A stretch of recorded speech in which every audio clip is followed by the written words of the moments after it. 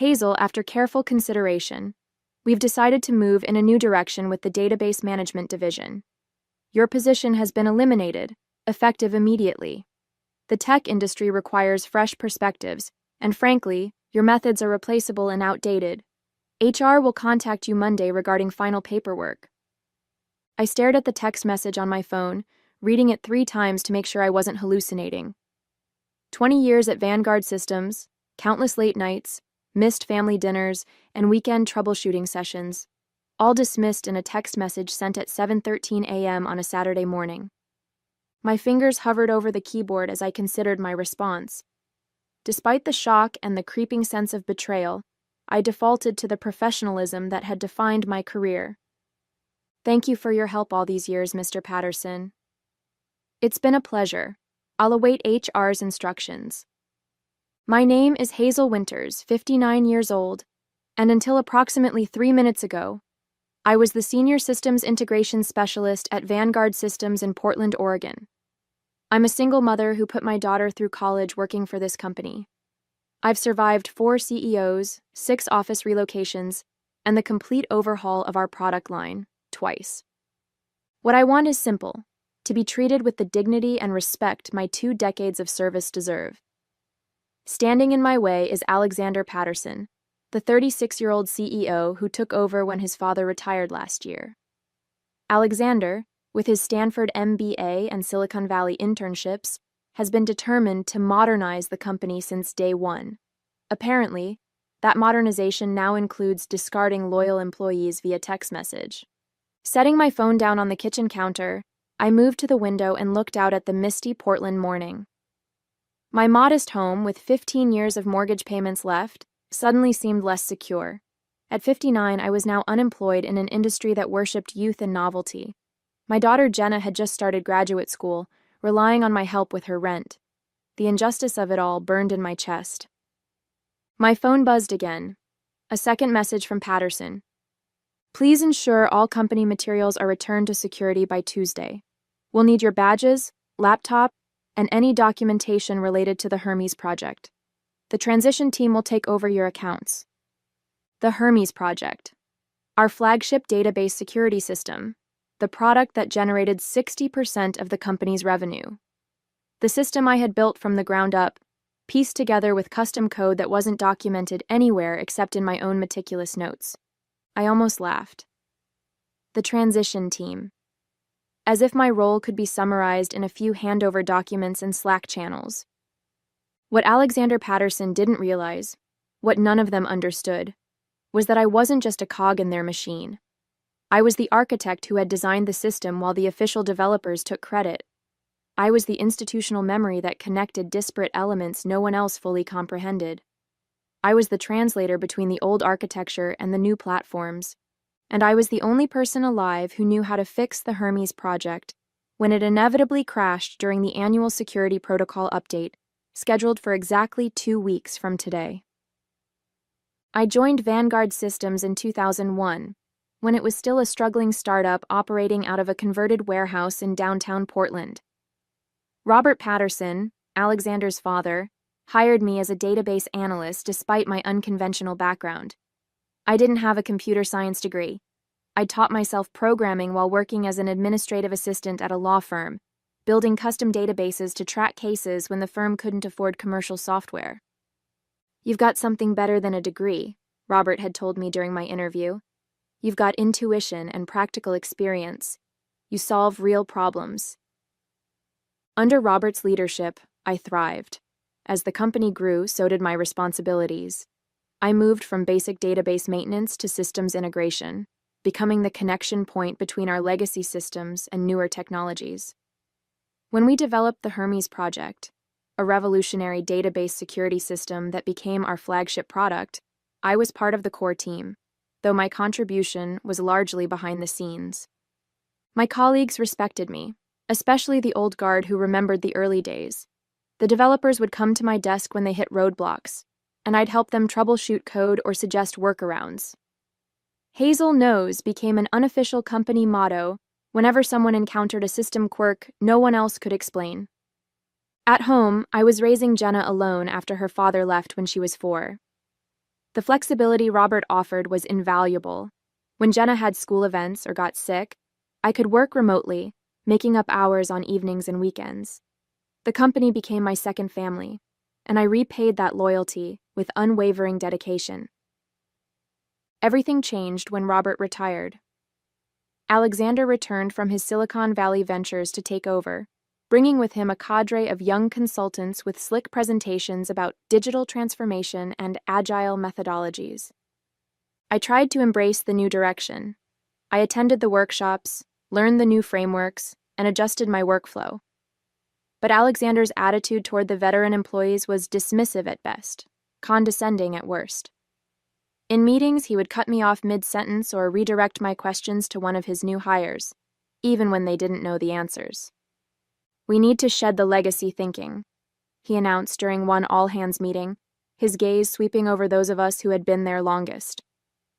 Still, I persisted. The company had supported me through difficult times, and I genuinely cared about our products and clients. When Alexander implemented a new project management system that didn't integrate with our existing databases, I spent weekends building custom scripts to bridge the gap, work that went unrecognized but kept operations running smoothly.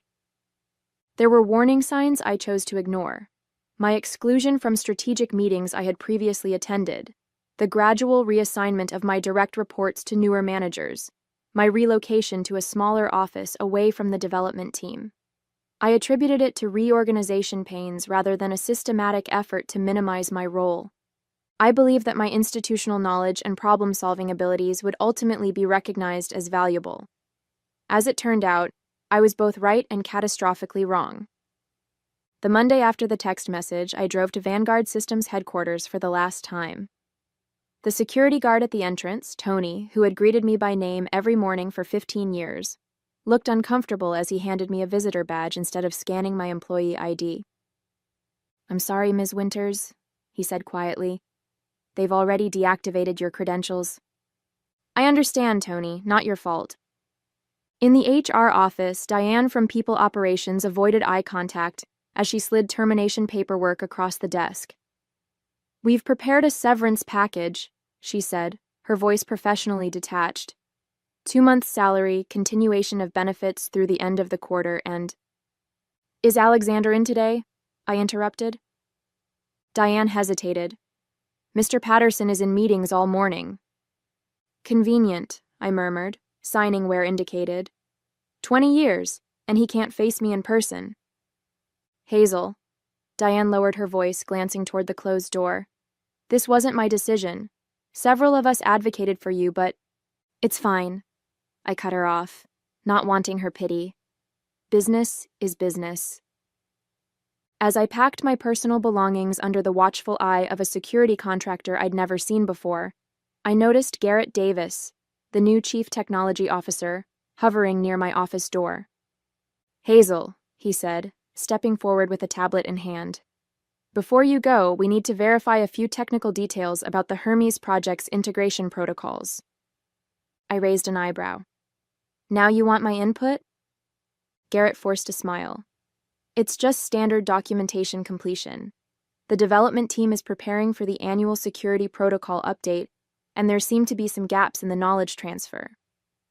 "Gaps," I repeated, carefully placing my eldest family photo, Jenna's 5th grade graduation, into my cardboard box. "Funny how those appear when you fire the person who built the system." "You didn't build Hermes," Garrett said dismissively. "You were part of the maintenance team." The casual erasure of my contribution, the years of late nights solving problems the real developers couldn't fix, the elegant workarounds that kept the system stable through 3 major architecture changes, ignited something cold and hard in my chest. "Check the repository logs," I suggested mildly. "My name's on over 60% of the custom integration modules, but I'm sure your transition team will figure it out. They're getting paid for fresh perspectives, after all." Garrett's smile faltered. "Just a few questions, Hazel. Where are the override protocols documented for when the authentication server rejects the annual security certificate updates?" I knew exactly what he was asking. The Hermes project had a critical flaw in its original design, one that the official documentation didn't acknowledge. Every year, when the security certificates updated, the system would reject the new protocols unless a specific series of manual interventions were performed in a precise sequence. I had discovered the workaround during the first implementation and had personally handled the update process every year since. "It's all in the documentation," I lied smoothly. "Standard protocols." "We've checked the documentation," Garrett pressed. "There's nothing about—" "Then I guess the transition team will have to earn their fresh perspectives," I replied, closing my box. "My methods are replaceable and outdated, remember?" As I walked through the office for the final time, past the desks of colleagues who avoided meeting my gaze, the reality of what had happened, and what was about to happen, settled over me like a weight. 20 years of loyalty, countless contributions that went unrecognized in official channels, and critical knowledge that existed only in my head. Alexander Patterson had grossly miscalculated. He thought he was discarding an obsolete component, but he had actually severed the neural pathway that kept his company's most profitable product functioning. I wasn't ready to act on this realization, not yet. But as I loaded my single box of belongings into my car, I understood with perfect clarity that I held the power to either save Vanguard systems or watch it implode from a distance. The choice was entirely mine. 3 days after clearing out my office, I was sitting at my kitchen table updating my resume when my phone rang. The caller ID displayed Vanguard Systems. "Hello?" "Hazel, thank God." It was Kevin Zhao, the senior developer I'd mentored for years. His voice was tight with stress. "I'm not supposed to be calling you, but we're having a serious issue with the Hermes authentication modules." I took a sip of tea, letting the silence stretch for a moment before responding. "I'm sorry to hear that, Kevin. The pre-update diagnostics are failing. The system's rejecting our test protocols, and nobody can figure out why." The desperation in his voice was unmistakable. "Garrett's had us reviewing code for 2 days straight, but there's nothing in the documentation about this error pattern." "That sounds frustrating," I said carefully. "Hazel, please. The annual update is scheduled for next week. If we can't resolve this, our client's systems will reject the new security certificates. It would be catastrophic." I closed my eyes, picturing the Vanguard offices in chaos, developers hunched over keyboards, Garrett pacing and barking orders, Alexander demanding solutions. Part of me wanted to savor their predicament, to let them stew in the consequences of discarding me like outdated equipment. "Kevin, I don't work for Vanguard anymore," I reminded him gently. Alexander made it clear my methods were replaceable. "He was wrong," Kevin said bluntly. "Everyone knows that. This isn't just about the company, it's about the clients who depend on our security systems. Real businesses with real people." The appeal to my conscience was effective. Despite everything, I couldn't simply let our clients suffer. "Check line 1457 in the authentication module," I relented. "There's a legacy verification protocol that needs to be temporarily disabled before certificate updates." I heard Kevin's fingers clacking on a keyboard. "That's undocumented," he murmured. "Why would that—" "Never mind, I see it now. Hazel, you're a lifesaver." "Good luck," I said, and ended the call. Over the next week, my phone lit up repeatedly with calls and texts from various Vanguard employees, each facing unexpected obstacles as they prepared for the update. I provided minimal guidance, enough to keep them moving forward but not enough to fully resolve their issues. Each call confirmed what I had long suspected.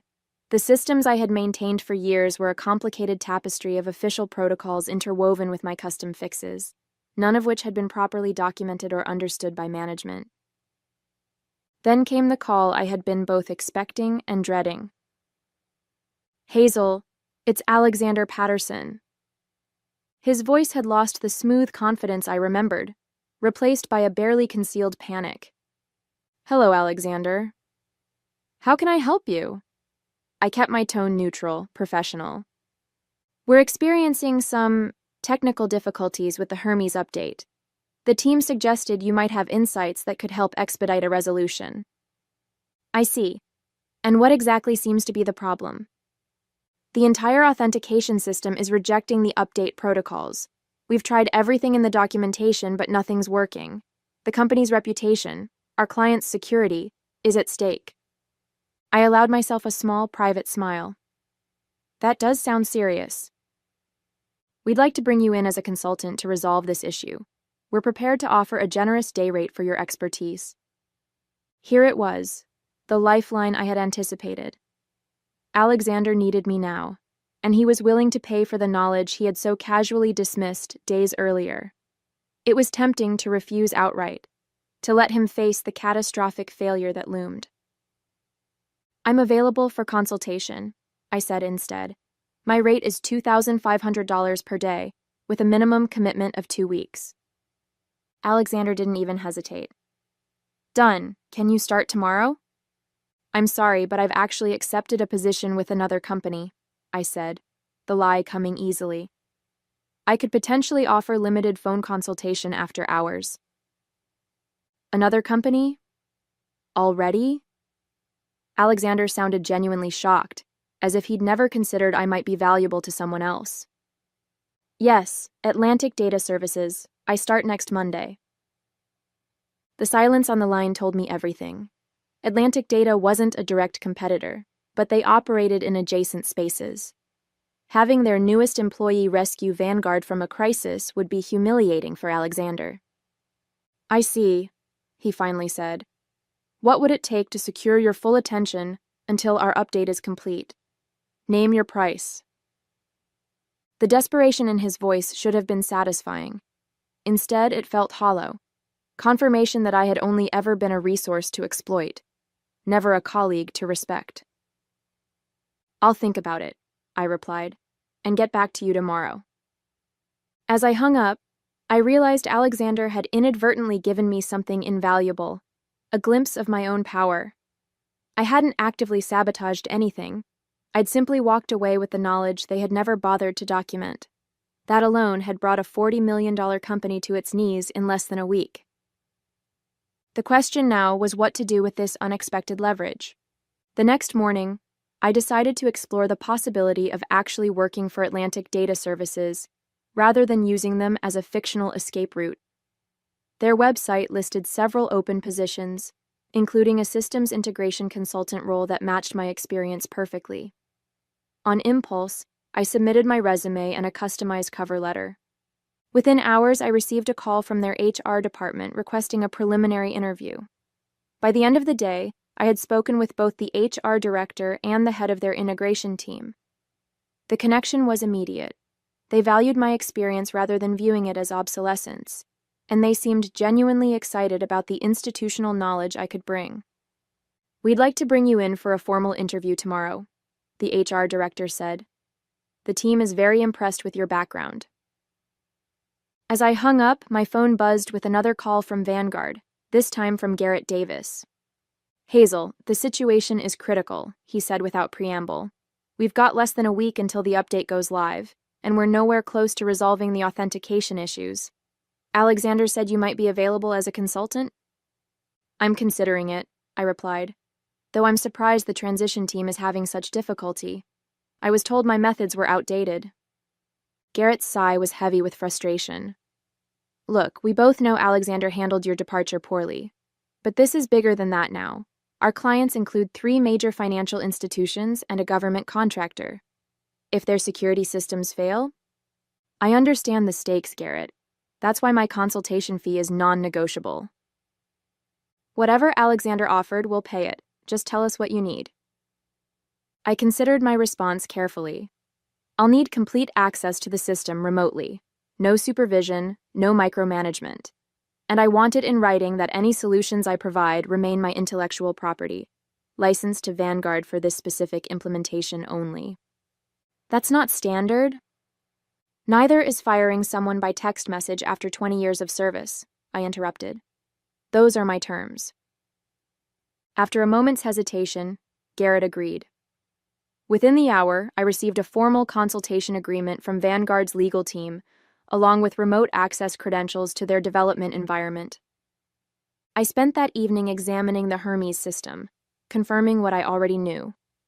Without my specific interventions, the authentication modules would fail catastrophically during the update. The solution wasn't particularly complex, but it required intimate knowledge of the system's quirks and historical workarounds, knowledge that existed only in my head. The next day, I attended my interview at Atlantic Data. It went even better than I'd hoped. They were genuinely impressed by my experience, asking thoughtful questions about my approach to systems integration and legacy system management.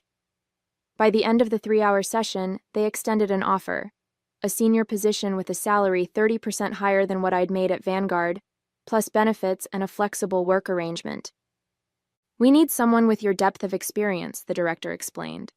"Someone who can see the connections between systems that others miss." I accepted on the spot, with a requested start date in 2 weeks, giving me time to resolve the Vanguard crisis without conflicting interests. That evening, as I prepared to implement the fixes for Hermes, my phone rang again. It was Robert Patterson, Alexander's father and the former CEO. "Hazel, I just heard what happened," he said, his voice heavy with regret. "I want you to know that this is not how I built this company, not how I taught Alexander to lead." "I know, Robert," I said, genuinely touched by his call. "Alexander told me they've had to bring you back as a consultant because no one can figure out the update process," he continued.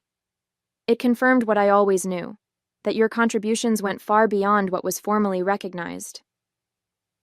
I stayed silent, unsure how to respond. "The board is meeting tomorrow," Robert added. "Alexander's leadership is being questioned. The Hermes crisis has shaken their confidence, and there are rumors about other key employees planning to leave." This was unexpected. I had anticipated creating problems for Alexander, but potentially causing his removal as CEO? That seemed excessive, even given his treatment of me. "What are you telling me, Robert?" "I'm telling you that you have more power right now than you realize," he said carefully. "How you handle this situation could determine the future leadership of Vanguard Systems."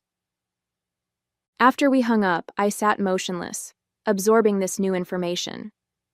What had begun as a personal slight, a disrespectful dismissal after years of service, had evolved into something with far greater implications. The choices I made in the next few days wouldn't just affect Alexander. They could reshape the entire company. The question was no longer whether I could bring Alexander Patterson down. The question was whether I should. After a restless night weighing my options, I made my decision. I would neither sabotage Vanguard nor rescue it completely. Instead, I would fulfill my consulting agreement to the letter, providing exactly what they had asked for and nothing more. I began implementing the necessary fixes for the Hermes update, documenting each step meticulously. The fixes themselves were elegantly simple once you understood the system's idiosyncrasies. I estimated I could complete the work in 3 days instead of the 2 weeks they had agreed to pay for. Midway through the first day, Garrett called. "How's it going?" "Making progress?" "Steadily," I replied. "The issues are more or less what I expected." "Great.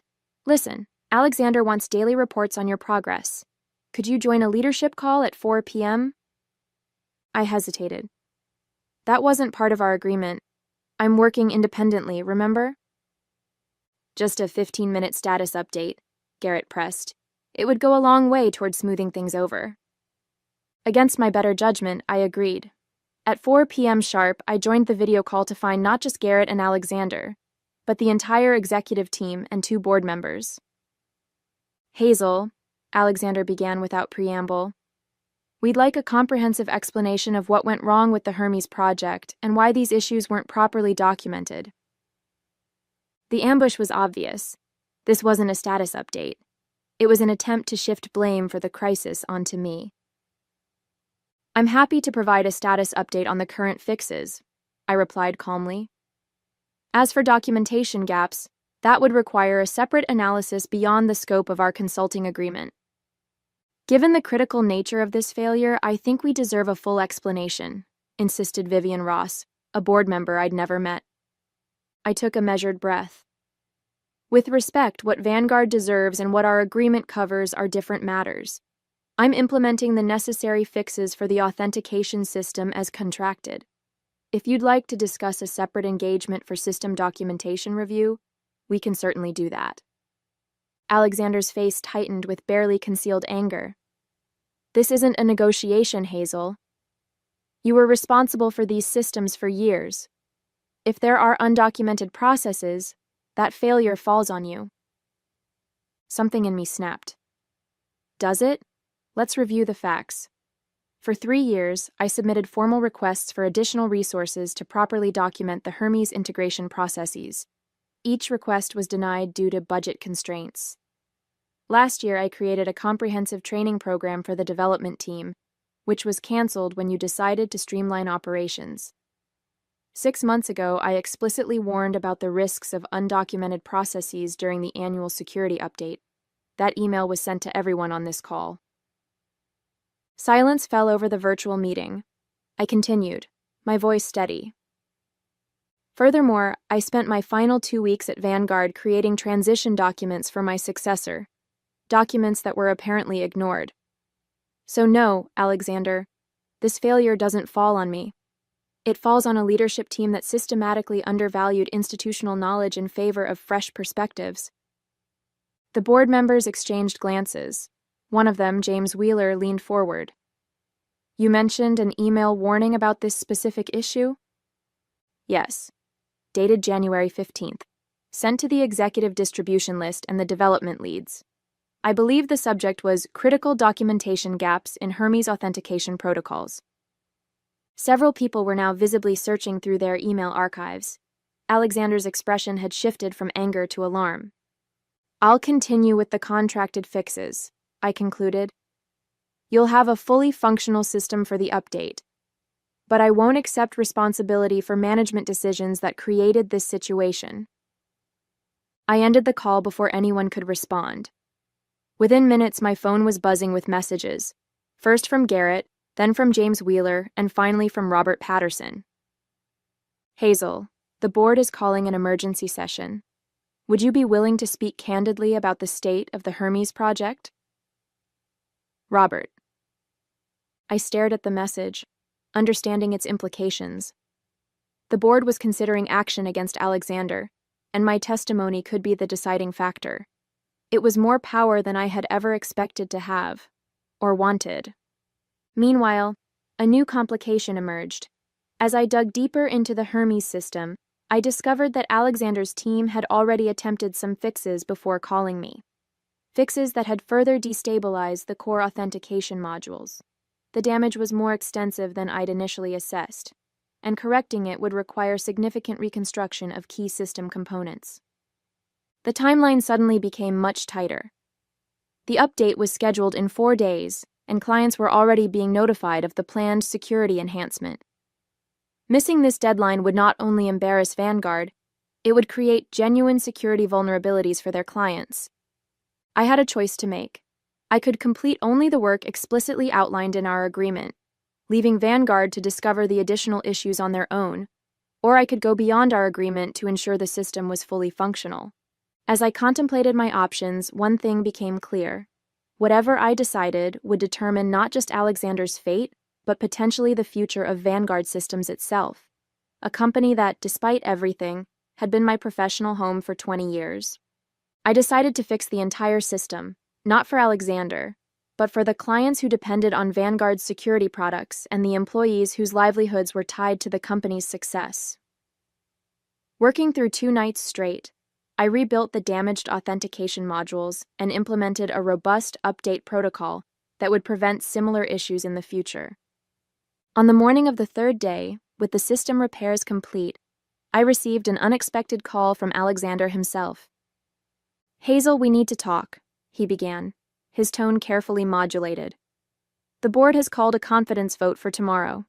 Before they decide, I'd like to offer you your position back, with a substantial raise and a seat on the leadership team. The desperation in his voice was evident. This wasn't an apology or a recognition of my value. It was a last-ditch attempt to save himself. I've already accepted a position elsewhere, I replied calmly. Whatever they're offering, I'll double it, he pressed. We've worked together for years, Hazel. Don't let one misunderstanding destroy that relationship. One misunderstanding? You fired me by text message after 20 years, calling me replaceable and outdated. That wasn't a misunderstanding. It was a deliberate choice. I made a mistake, he conceded, desperation creeping into his voice. I underestimated your contribution, but we can fix this. A fresh start. I'm not interested in a fresh start with Vanguard, I said firmly. I've completed the contracted fixes for the Hermes project. The system is stable and ready for the update. I've also prepared detailed documentation for the process going forward, which I'll send to Garrett today. Is there nothing I can say to change your mind? Yes, there is, I replied. You can say thank you for the 20 years I dedicated to Vanguard, for the nights and weekends I sacrificed, and for the innovations I contributed that were never officially recognized. You can acknowledge that experience has value alongside fresh perspectives. The line went silent for several seconds. Thank you, Alexander finally said, his voice subdued. For everything you did for Vanguard. You're welcome, I replied. The board's meeting is at 10 a.m. tomorrow, correct? Yes. Will you be speaking to them? Yes, Alexander, I will. I'll be telling them exactly what happened. Not to punish you, but because they deserve the truth about how their company is being managed. I ended the call knowing I had just sealed Alexander Patterson's fate as CEO of Vanguard Systems. 2 weeks later, I started my new position at Atlantic Data Services. My office there overlooked the Willamette River, and my team included both seasoned veterans and younger innovators who valued my experience. My first project was designing a comprehensive knowledge transfer system, ironically a solution to the very problem that had led to Vanguard's crisis. As for Vanguard, the aftermath of my testimony to the board was swift and decisive. Alexander Patterson was removed as CEO, with Robert temporarily stepping back into the role while they searched for a permanent replacement. The Hermes update proceeded without issues, thanks to my repairs and documentation. Garrett Davis called on my third day at Atlantic Data. Thought you'd want to know, he said. Robert's implementing a complete overhaul of our knowledge management systems. He's also instituted a new policy that all senior employee separations must include a minimum 30-day transition period with comprehensive knowledge transfer. Good to hear, I replied. That should prevent future crises. He's calling it the Winters Protocol, Garrett added. After you? I smiled at that, a small but meaningful acknowledgement of my legacy at Vanguard. 3 months later, I received a formal invitation to Vanguard's 25th anniversary celebration. A handwritten note from Robert was enclosed. Hazel, I hope you'll join us to celebrate Vanguard's history, a history you helped create. The new CEO would also like to meet the person whose institutional knowledge both challenged and ultimately strengthened the company. I decided to attend, not out of vindictiveness or desire to see Alexander's downfall, but to honor the 2 decades I had dedicated to building something valuable. The ultimate revenge wasn't bringing Alexander down or watching Vanguard struggle without me. It was thriving in a workplace that valued my contributions, helping build a culture where experience and innovation worked in harmony rather than opposition. As I settled into my new role at Atlantic Data, I felt no regret for having fixed Vanguard systems before leaving. My professional integrity had never been about what I could destroy, but what I could build. A lesson Alexander Patterson had learned too late. The text message that had seemed so devastating on that Saturday morning had actually been a gift, pushing me out of a company that no longer valued me and into one that did. At 59, I wasn't replaceable and outdated after all. I was experienced, knowledgeable, and more valuable than ever. Sometimes the best revenge isn't bringing others down. It's rising higher than they ever thought you could.